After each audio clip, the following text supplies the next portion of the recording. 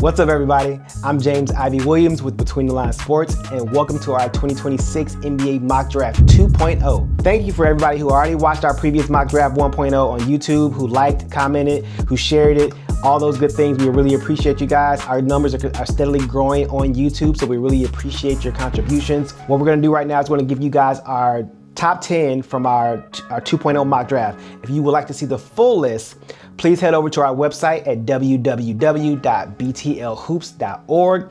If you'd like to follow us on social, you can follow us at BTL Hoops on Instagram, Twitter, Snapchat, TikTok, all those good things. You can follow me on Instagram and Twitter at BTLHoops_IV. All right, so the order of this mock draft is courtesy of Tankathon as of February 23rd, 2026. Without further ado, let's jump into our top 10. With the number 10 pick, we have the Milwaukee Bucks taking Jaden Quantins from Kentucky.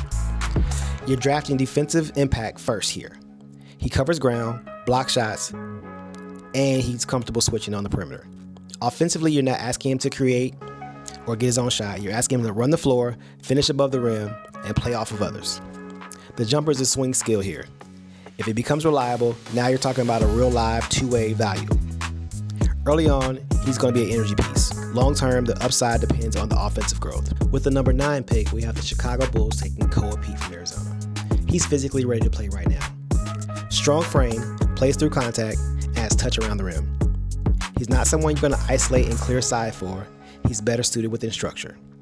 He can guard multiple spots and competes on the glass. I see him as a stabilizer, not the star, but a piece that makes the lineup more complete.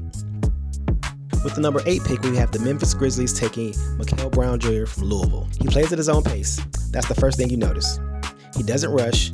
He doesn't over-dribble. He understands how to organize an offense. He's not overwhelming physically. So defensively, that'll determine how much he closes games. But he has touch from the three-point line, touch in the lane, and really can play make for his teammates. But if you want somebody to settle chaos and run a unit, he can do that immediately. With the number 7 pick, we have the Dallas Mavericks taking Kingston Flemings from Houston. Kingston has amazing scoring instincts. He can get downhill, create separation, and manufacture his own shot when things break down. The next step is efficiency and decision making, understanding when to press the advantage and when to move off of it early. Defensively, he competes. He's not just a scorer. He'll sit down, guard his position, and doesn't shy away from physical matchups. There's toughness there. He plays with an edge and doesn't disappear when the game gets tight. What I like is he doesn't need to dominate the ball to impact the game. He can score off movement, attack closeouts, and space the floor when he's next to other good players. If the balance between his aggression and reads tightens, you're looking at a real two-way offensive weapon. The upside is legitimate. With the number 6 pick, we have the Utah Jazz taking Darius Acuff from the University of Arkansas. Darius is wired to score, has deep range, plays with immense confidence, and doesn't hesitate. That mentality has value, especially for a team still building its identity. The growth area is his playmaking. Can he consistently organize and set up his teammates? If he becomes more than just a bucket getter, his ceiling changes to an overall impact point guard. With the number 5 pick, we have the Washington Wizards taking Nate Ament from Tennessee. The first thing that stands out is the size and fluidity. He's a big skill forward that moves like a guard, and that alone gives you lineup versatility. He can space the floor, that shot forces closeouts, and he's comfortable putting the ball on the floor attacking those closeouts. In pick and roll action, he's effective getting downhill. He can finish at the rim, but what I like most about him is his ability to pull up in the mid-range and shoot over the top of smaller defenders. Defensively, he brings versatility. He can switch across the perimeter. He can guard in space, and his length is very disruptive. Separation creation in half court is still an area of growth, but he has the tools there.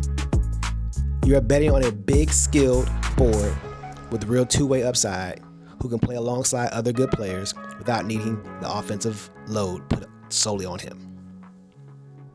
With the number 4 pick, we have the Atlanta Hawks taking Darren Peterson from Kansas. He can score. All 3 levels. Tough shot maker and comfortable in big moments. The role is the real question. Is he running your team or is he a scoring, aggressive combo? Efficiency and defensive consistency will determine his ceiling. He's also dealt with some load management and nagging injuries this season, so durability is something you should monitor also. But the competitive edge is there. When he's right, he's the best player on the court most times. With the number 3 pick, we have the Brooklyn Nets taking Caleb Wilson from the University of North Carolina. He fits today's game. Long, versatile, defends across all positions. He plays with energy and raises your defensive floor right away. Offensively, he has a nice touch in the mid-range, plays with a high motor, is active on the glass, and I know this personally because I've seen him in high school. He can create his own shot off the dribble, although he's not doing that right now at USC. But if the shot creation becomes more consistently, he could be the best player in this draft 5 years from now. With the number 2 pick, we have the Indiana Pacers taking Cameron Boozer from Duke. He's polished, has a strong base, advanced footwork, comfortable scoring from different spots on the floor. He can score over the right shoulder or the left shoulder in the mid-range, and he can stretch the floor out to the three-point line. He plays with great maturity and doesn't look to get sped up. You can run the offense through him from the mid-post and the elbow as well. He passes well, he can see over the top of the defense, and is a willing passer overall. The question becomes ceiling. Not because of his skill set, but the lack of athleticism, which everyone notices. He easily could be the number 1 player in this draft, also with his skill, feel, and his overall game. And with the number 1 pick, we have the Sacramento Kings taking AJ Dybantsa from BYU. AJ is the best big skill player in this draft by far. He can put the ball on the floor, he's shooting at all 3 levels, he's a willing passer, and he's long and very fluid. He has the size and creation to create any shot he wants on the court at any time. He has the defensive versatility to guard on ball, switch on the bigs, and disrupt the passing lanes.